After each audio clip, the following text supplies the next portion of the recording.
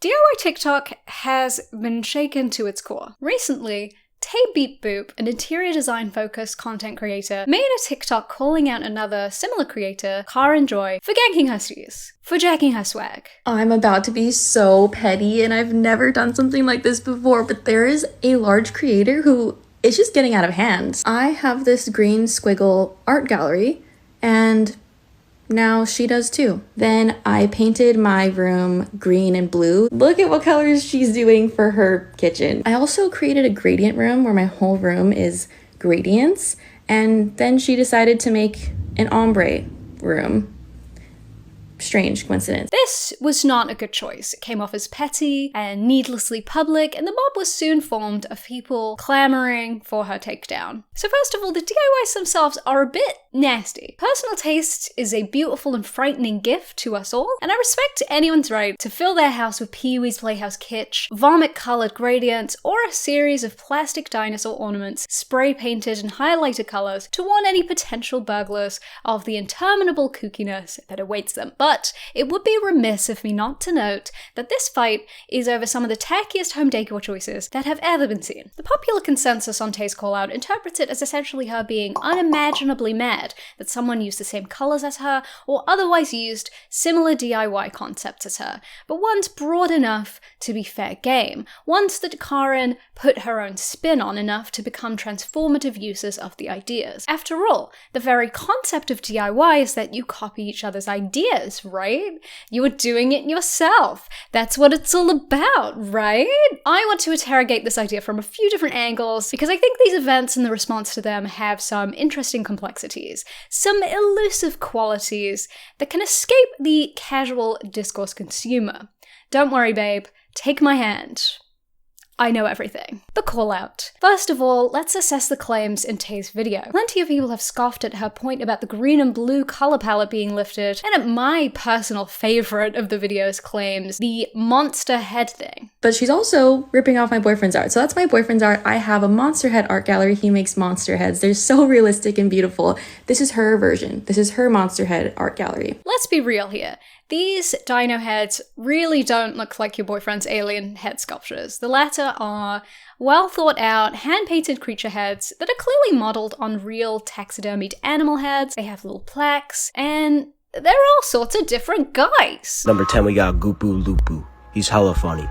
Then we got Stoopoo Doopoo. Karen's dino heads, on the other hand, are really just some toys spray-painted all one color and framed. So they look so good. I'm so happy with it. Each one has such a different vibe and personality, and I feel like the frames behind it makes it look elegant. Tay should have at the very least let this one go. I know, girl, you love your boyfriend's monster heads. We all do. But Karen just didn't do that one. Karen did, however, use many of Tay's ideas. The green squiggle in her kitchen is exactly the same as a previous squiggle of Tay's. The green and blue kitchen detailing is one-for-one copied. The moss mirror frame is very similar. She bought the same orange couch. Now, I'm not saying Karen did something so damnable here, but I'm listing this off because much of the discourse among commenters has come to rest on the intellectually disconnected idea that what Tay was calling out was just someone using the same colors as her. Yes, you can pick out elements of her video that seem more spurious than others, but Tay's problem is not with the individual DIYs, but in the collective. For Tay, the fact that Karen had bought her wallpaper line was not included to call her out for buying her wallpaper, a thing that she explicitly states in the video is fine. She hung up this cake wallpaper. That just happens to be my actual wallpaper line that I have. But rather as undeniable proof that Karen likes Tay, that Karen knows who Tay is, and that these DIY projects are in some way or another traceably inspired by Tay's. This detail is relevant not because Tay wants to gatekeep such concepts as buying wallpaper, but because it makes plain that Karen wanted to be like Tay. This establishes the direction of influence and lends credence to the idea that Karen isn't just doing some of Tay's DIYs, but replicating her overall style. Tay isn't mad about the colors, not by themselves. She's mad that someone is kinda skinwalking her. But of course, It's easier to enjoy the schadenfreude when the hated main character of the day just seems like a freak claiming ownership of colors. So for convenience, that's what the discourse becomes. Mwah. It is, after all, not actually in question that Karen was a fan of Tay's, nor that she was inspired to copy her projects. In her own video responding to the drama, she talks about how she loves Tay's style, how inspired she is by her, how much she loves being like her. I really genuinely like this creator. We have very similar styles. Like, I love her. I'm so inspired by her. Some people, in response to this drama, take this as a given. They agree that Karen did some copying, but think that copying TikTok DIYs is fine, that they inherently belong to the DIY community. This seems to be Karen's position on the matter, but at times she seems to deny the copying outright. Moments later, in her response video, for example, Karen dials back her prior assertion of open inspiration and interprets Tay's beef as, you guessed it, color palette gatekeeping. I think it's so crazy to say that no one else can decorate like in color or have similar colors to you, and it automatically being me like maliciously copying her. This framing is especially weird to hear immediately after the mention of DMs exchanged between the two about 2 months before Tay's call-out video was posted, in which Tay explicitly asked Karen to stop doing her DIYs. I tried to talk to her about this and I was like, please stop copying me, and she said, I don't want to. And about 2 months ago, she did ask me not to do any of her DIYs, which like I totally understood, and I was like, that's totally fine, like I really do get it. And it was just like a really pleasant interaction. Like I said, she was so nice, and I didn't know like we had issues or that she was feeling like this. She asked me not to do any of her DIYs, followed by, I didn't know she was feeling like this. It's just so strange. It seems like, at least on some level, you must have known she was feeling like this, because she told who she was. Someone doesn't ask you to stop doing something if they're happy about you doing it. Don't do this doesn't mean keep going. And Karen did, apparently, keep going. So despite her assurance that she totally gets it, it seems like she didn't get it at all. So that's just like another weird coincidence. I have no idea what, if anything, might have happened between the first DMs and the video's debut into this sick, sad world, and of course I think this shit should have stayed in the DMs instead of spewing out in a bizarre attempt to rake Karen over the coals. But it's weird to say someone sent you an angry message about doing their DIYs, but that you also didn't know they were mad at you for doing their DIYs. Every example Tay uses in her call-out video is a DIY posted after these DMs were exchanged. I don't think Karen intended to hurt Tay, and ultimately I think that while it's perhaps possible that Karen could have done more to assuage Tay's concerns by either making a concerted effort to not use her projects after being asked to, or by figuring out some way to acknowledge or collaborate with Tay, Karen's behavior in all this is not a huge deal. Something kind of annoying maybe, but not the kind of malicious or hurtful actions that really justify a public blasting. The real sad truth in all this is that these women could have been great friends, united by their love of ugly homes. Actually, I like some of their decor. For all the garish choices noted in the call-out video, I think Tay generally has some good taste and interesting interiors, and my favorite thing about Karen is that she likes to put big versions of various things in her home. I can't believe this is real. This is a massive toothbrush. For reference, next to me, it's almost as tall as me.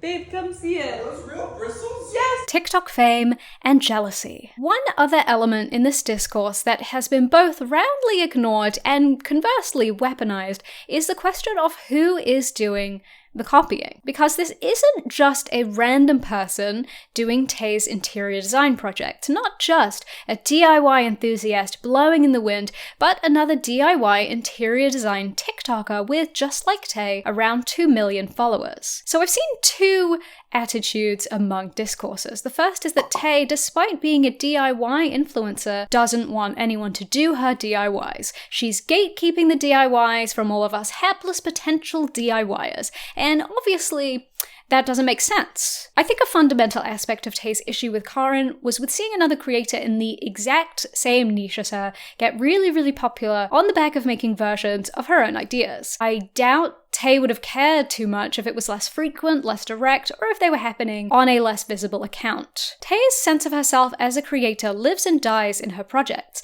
and the resulting collection of videos showcasing them. For many content creators, their output is a major representation of them, the little person behind it all. And so in watching someone else replicate your style, your fun DIYs, your online niche, and do so successfully to a huge audience, you might feel that your very essence, your personal identity, is being compromised. The second attitude I've noticed among discourses is that Tay is just jealous. She's only mad because someone else was getting popular. And my response to that is, if you saw someone who was straightforwardly inspired by you and creating content based on your project, grab up 2 million TikTok followers, you would probably be jealous. Basically, I don't care about this, and I don't think this idea is particularly damning of Tay. Let's move on. What is plagiarism? I don't know. I think that one reason this drama interests me so much is that the response to it has been so particularly informed by the community it came from. It's not so much the interior design scene beholden as it would be, at least more so, to the broad expectations people have about creative work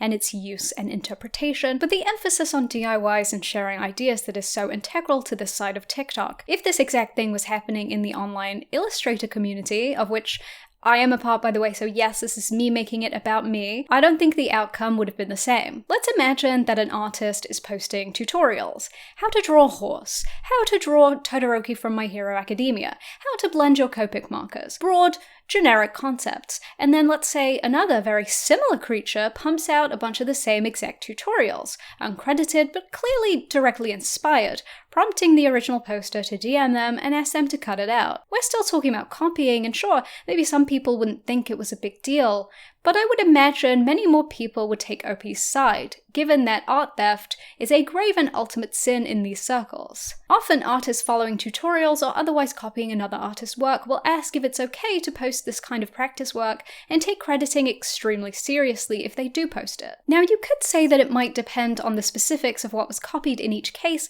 and ultimately these judgments can be complex. I'm just saying, if we extrapolated exactly what happened here to the Illustrator community, I think it would have probably been a different story, because what is and isn't considered plagiarism is pretty variable depending on context. In The Little Book of Plagiarism by Richard A. Posner, he claims that concealment is at the heart of plagiarism, but it must be carefully defined. It is not a mere failure to acknowledge copying. Often copying is not acknowledged because it is known to the intended readership. The reader has to care about being deceived about authorial identity in order for the deceit to cross the line to fraud and thus constitute plagiarism. More precisely, he has to care enough that had he known, he would have acted differently. So plagiarism as a concept does not rely on the existence of copying, but more the transgression of what's considered contextually to be an appropriate proliferation of ideas. No one cares if you say to be or not to be without crediting Shakespeare, because we all know it was him what wrote that.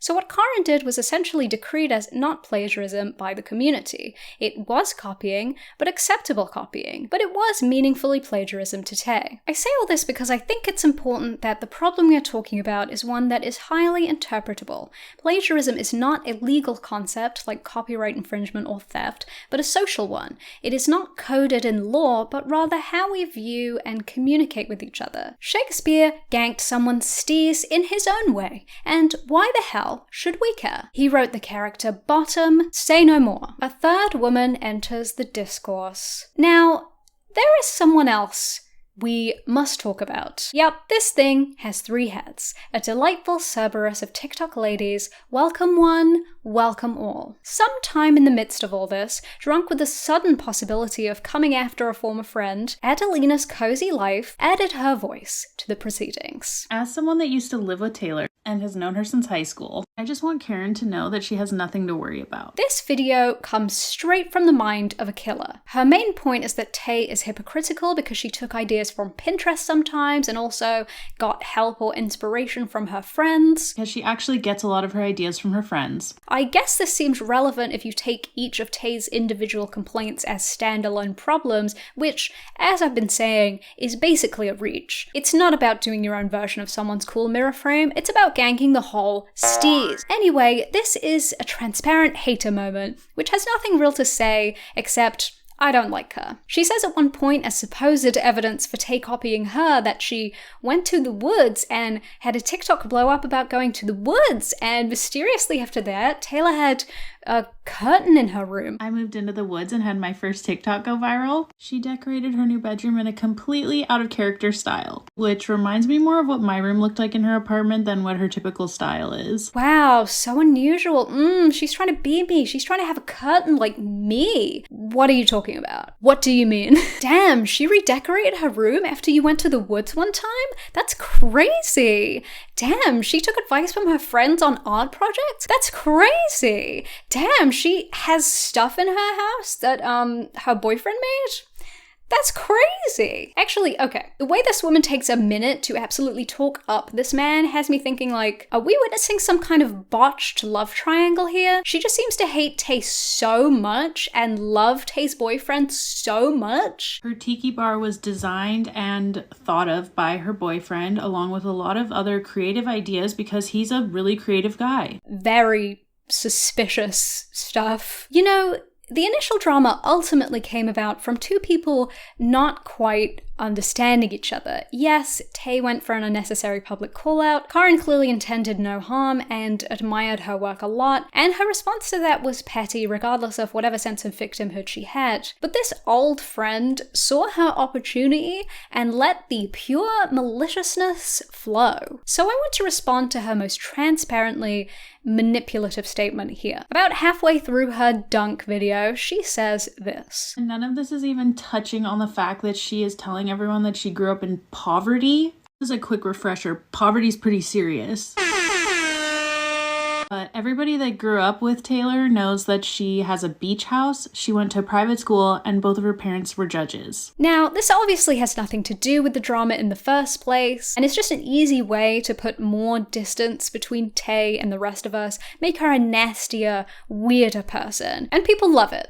They love getting to kick talented, sexy, rich girls like us to the ground. But Tay has never claimed to have grown up in poverty. Crucially, what she said about poverty boils down to having experienced it at some point. I bought nothing. I would go out to restaurants with friends and I would not eat anything. And I'm sure my friends fucking hated it. I would only eat when I could get really, really cheap food, like from a grocery store. I was homeless at times and I would couch surf. And I worked in an ad agency when I was making a little bit over minimum wage. Sometimes I would sleep there overnight. I would be working just all through the night and like, oh my God. I literally worked until I was physically ill multiple times. She also talks in a few different videos about being expected to financially support her parents at one point. My parents have treated me like their personal bank since I was 16 years old. My parents couldn't pay their taxes, and I had been working since I was 15. I had saved $8,000. I did some modeling, and I gave them everything in my bank account. I gave them $8,000 so they could help pay their taxes. I've done that 3 times now in my life where I've wiped out my entire bank account and have given it to my parents. My mom had opened up a credit card under my name, maxed it out, and didn't pay it off. I only found out when I was 23 because I looked at my credit score and saw I was getting dinged for not paying a credit card when I didn't have a credit card. My family is horrible with money and I've grown up watching them drown in credit card debt, and I refuse to live like that.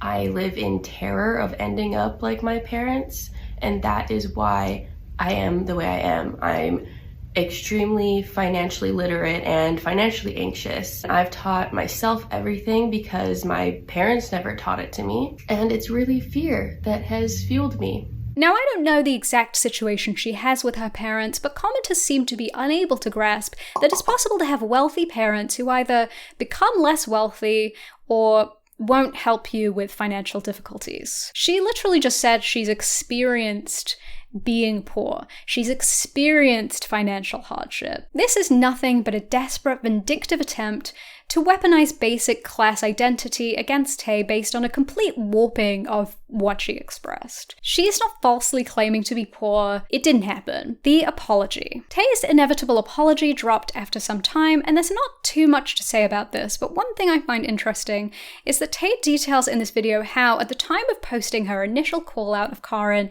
and in the immediate aftermath, she didn't think she'd done anything wrong. I didn't think I had done anything wrong. Genuinely. I admit that for days. And I didn't want to be fake and give an apology that I didn't actually believe.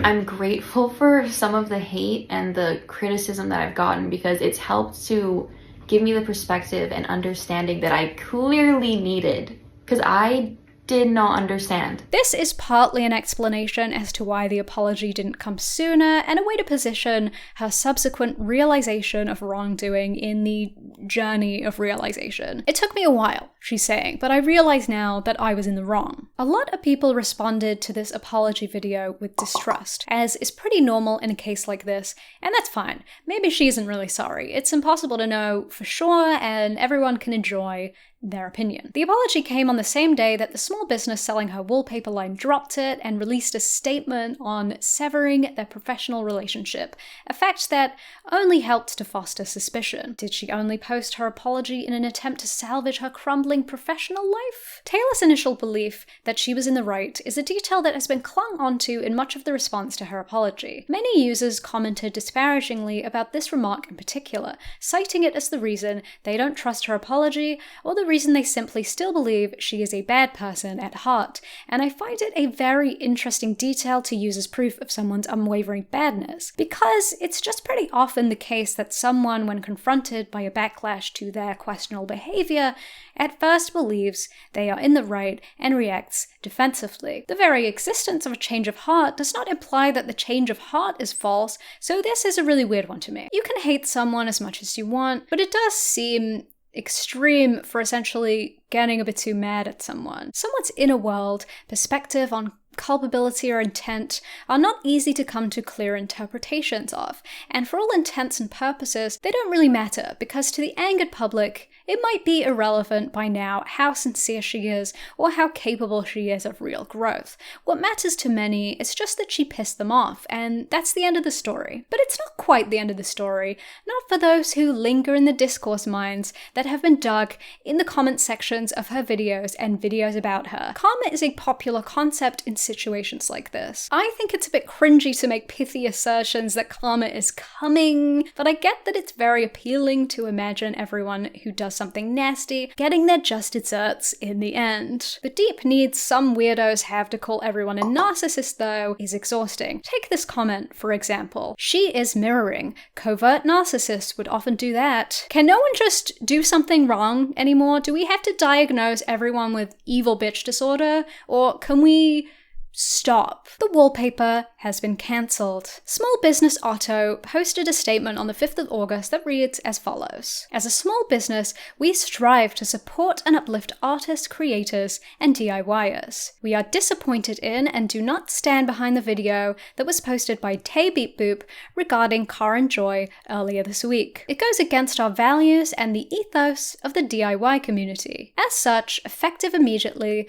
the Tay Beep Boop collections will no longer be available for purchase. We will be reaching out to those who have pending orders from these collections with next steps. My reaction to this was, that seems a bit over the top. Okay, they can do whatever, and yes, Tay publicly shamed someone, an act that can have severe consequences for its subject, but ultimately, we're talking about professional punishment for getting too mad online. She didn't assault someone or do hate speech, she got mad at someone for copying her and decided to be rude on main about it. This response strikes me as the culmination of a rolling discourse that has built up and gotten out of hand, rather than the considered decision of a business. And perhaps Otto agreed because they deleted the post. The wallpapers are gone, the post is gone, but what remains? Ultimately, I don't think anyone involved in this drama comes out squeaky clean. Karen essentially ignored Tay when she was first upset about the issue and continued copying her. Tay should have avoided the public call-out route and found a less extreme way to address the issue. After all, these two really could have taken an opportunity to work together. And Adelina of Adelina's Cozy Life should have, not been here at all. Who are you, girl? What are you doing? Maybe one day, the two DIY girlies can come together and paint their own twin squiggly lines, united as they should have been all along, this high school level hurt, long forgotten. plagiarism. Until then, that's the drama. I invented having a plant in the shop, by the way. You can't copy me with that one. You can't do it.